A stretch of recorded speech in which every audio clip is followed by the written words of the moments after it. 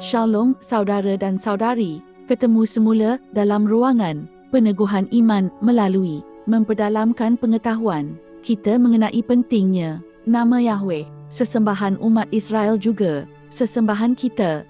Tema pelajaran hari ini, mengapakah begitu penting nama Yahweh, Elohim kita? Saudara dan saudari, tersangat penting menggunakan nama Yahweh. Jika itu amat penting baginya, bukankah penting juga bagi kita? Definisi kata nama peribadi dalam kitab suci ini akan membuktikan tanpa keraguan bahawa kata nama peribadi tidak hanya berarti karakter dan reputasi, tetapi juga nama yang tertulis dan diucapkan secara literal. Ini adalah definisi dari kata Ibrani Syam yang diterjemahkan sebagai nama peribadi di seluruh kitab suci. Apakah itu definisi nama peribadi? Kenapa begitu pentingnya nama peribadi itu? Menurut definisi oleh Strong, nama Shem 8084 adalah kata primitif, suatu sebutan sebagai tanda atau peringatan kepribadian secara tersirat, kehormatan, kuasa, watak, asas dalam nama terkenal, kemasyhuran, laporan. Seperti yang anda lihat dari definisi sebentar tadi, nama Yahweh bukan sahaja mewakili perwatakannya, tetapi nama Yahweh juga merupakan peringatan kepribadiannya. Saudara dan saudari, definisi ini seiring dengan kitab suci. Pertama, nama Yahweh menunjukkan Yahweh, Keluaran bab 3 ayat 15 ALT 3, dan Elohim berfirman lagi kepada Musa, katakan demikian kepada Bani Israel, Yahweh, Elohim leluhurmu, Elohim Abraham, Elohim Ishak dan Elohim Yakub telah mengutus aku kepadamu. Dan Elohim berfirman lagi kepada Musa, itulah namaku untuk selama-lamanya, dan itulah pengingat bagiku turun-temurun. Kedua, Yahweh adalah yang terbesar. Mazmur bab 135 ayat 13 ALT 3, Ya Yahweh, namamu tetap selama-lamanya. Ya Yahweh, ingatan akan engkau tetap turun-temurun. Ketiga, nama Yahweh mengagumkan. Ulangan bab 28 ayat 58 ALT 3, apabila engkau tidak berhati-hati melakukan semua perkataan Torah yang tertulis dalam kitab ini untuk takut akan nama yang mulia dan dahsyat ini, yaitu Yahweh Elohimmu. Kitab Ulangan bab 28 ayat 59 ALT 3, kemudian Yahweh akan membuat tulangmu luar biasa dan tulah keturunanmu akan menjadi dahsyat dan terus-menerus dengan sakit yang jahat dan berkepanjangan. Mazmur bab 99 ayat 2 hingga 3 ALT 3, Yahweh yang maha besar ada di Zion dan dialah yang ditinggikan atas segala bangsa. Biarlah mereka menyanjung namamu yang agung dan yang ditakuti. Kuduslah nama itu. Keempat, nama Yahweh yang ditinggikan. Mazmur 148 ayat 13 ALT 3, biarlah mereka memuji nama Yahweh karena hanya namanya yang layak ditinggikan, keagungannya ada atas bumi dan langit.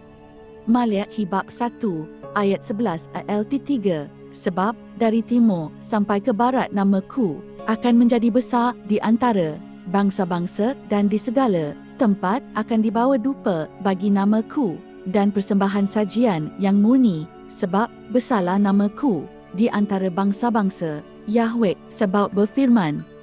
Kelima, nama Yahweh itu murni dan terasing. Mazmur bab 97 ayat 12 ALT 3, bersukacitalah di dalam Yahweh, hai orang-orang benar, bersyukurlah sebagai peringatan akan kekudusannya.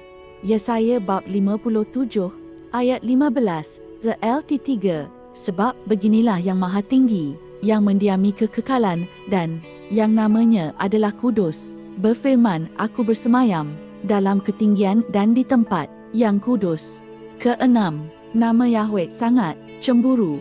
Imamat bab 18 ayat 21 ALT 3, dan dari benihmu engkau tidak boleh menyerahkan untuk mengorbankannya kepada Molok, dan engkau tidak boleh mencemarkan nama Elohimmu.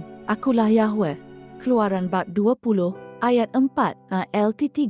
Jangan membuat patung bagimu yang menyerupai apapun di langit, di atas, atau apapun yang ada di bumi, di bawah atau yang ada di dalam air di bawah bumi. Keluaran bab 20 ayat 5 LT3. Jangan bersujud kepada mereka dan jangan melayani mereka, kerana akulah Yahweh Elohimmu, Elohim yang cemburu, yang memperhitungkan kesalahan bapa kepada anak-anak, kepada generasi yang ketiga dan kepada yang keempat, kepada mereka yang membenci aku. Ketujuh, nama Yahweh adalah nama yang teragung. Mazmur bab 8 ayat 2, 10 LT3. Ya Yahweh, Tuhan kami, betapa mulia namamu di seluruh bumi, yang menempatkan keagunganmu di atas langit. Ya Yahweh, Tuhan kami, betapa mulia namamu di seluruh bumi. Mika bab 5 ayat 4 LT3. Dan dia akan berdiri dan menggembalakan dalam kekuatan Yahweh, di dalam kemuliaan nama Yahweh Elohimnya, dan mereka akan tinggal tetap, kerana sekarang ia menjadi besar sampai ke ujung-ujung bumi. Ke-8. Nama Yahweh dapat dipercayai. 1 Samuel 12 kepada 22 LT3. Kerana Yahweh tidak akan meninggalkan umatnya demi namanya yang agung, sebab Yahweh berkenan menjadikan kamu suatu umat bagi dia sendiri. 1 Samuel bab 12 ayat 24 LT3. Hanya takutlah akan Yahweh dan beribadahlah kepadanya dalam kebenaran dengan segenap hatimu, kerana lihatlah bagaimana dia telah melakukan hal-hal yang dahsyat terhadap kamu. Mazmur bab 124 ayat 2 hingga 3 dan 8 LT3. Jika bukan Yahweh yang di pihak kita ketika orang-orang bangkit melawan kita, maka mereka telah menelan kita hidup-hidup. Ketika amarah mereka menyala terhadap kita, pertolongan kita dalam nama Yahweh pencipta langit dan bumi. Ke-9. Nama Yahweh menandakan kehadirannya. Ulangan bab 12 ayat 11 LT3.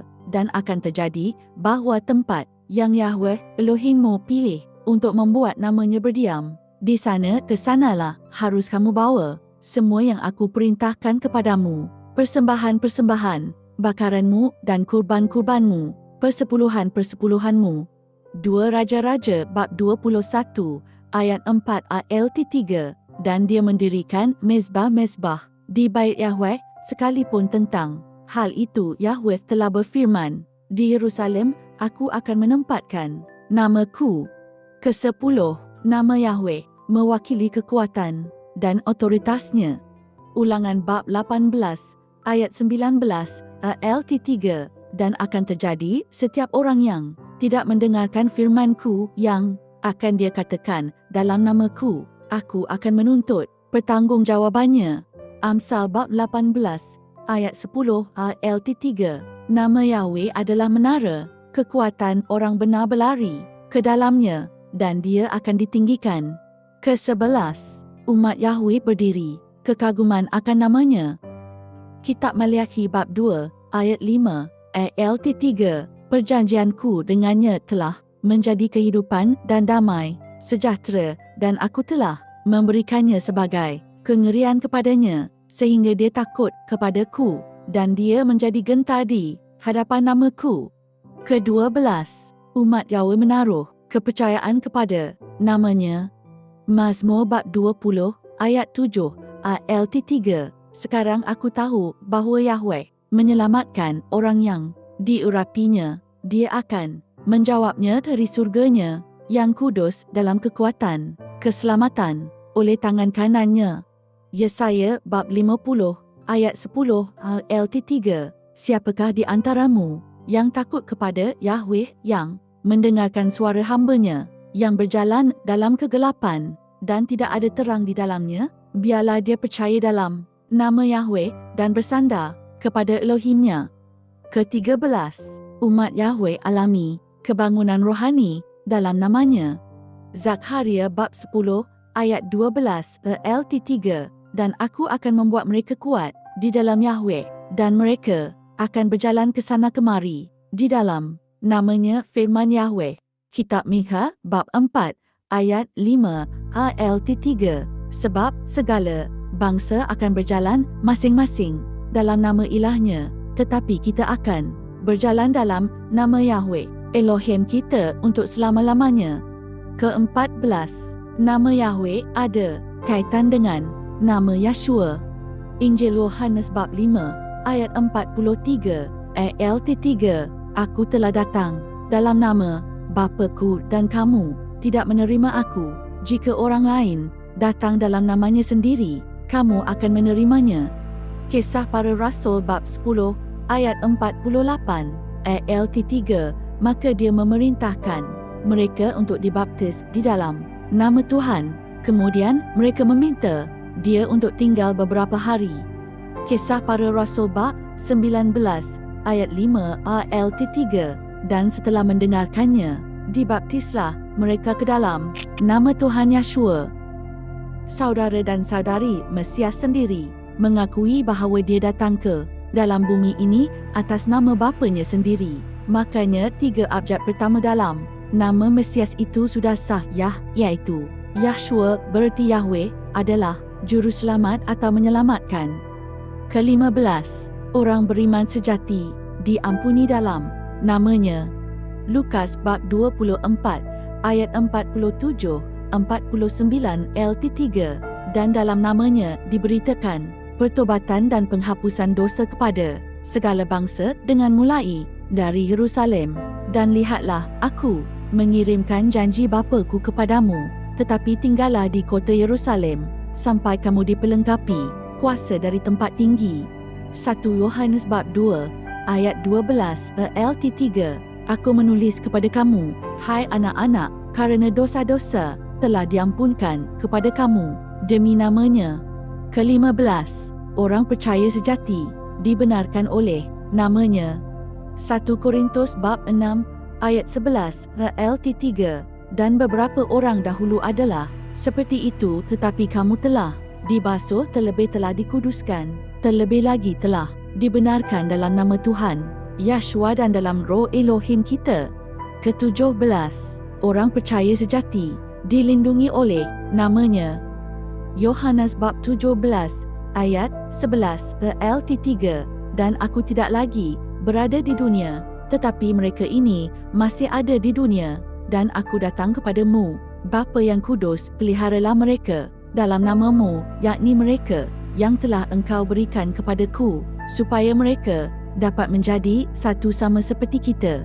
Ke-18, berdoa dalam namanya, doa dikabulkan.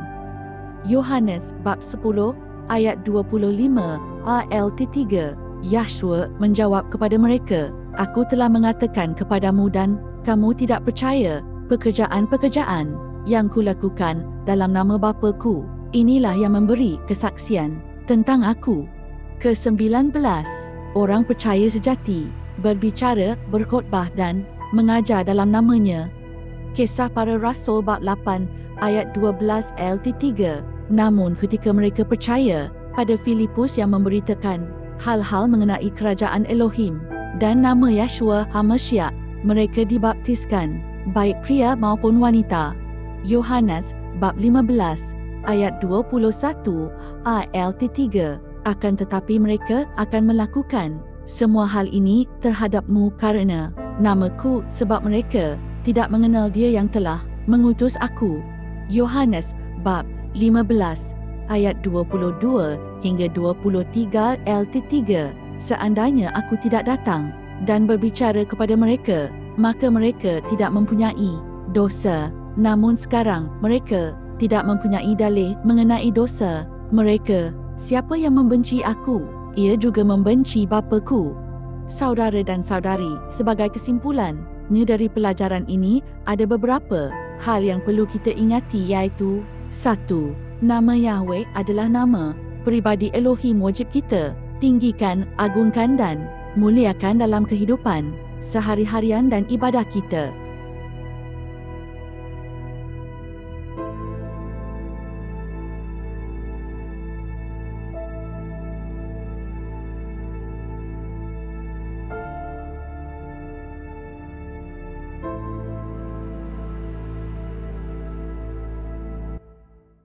2. Kita wajib bertobat, jangan lagi menyebut nama ilah-ilah lain selain nama Yahweh. Keluaran bab 23 ayat 13 LT3.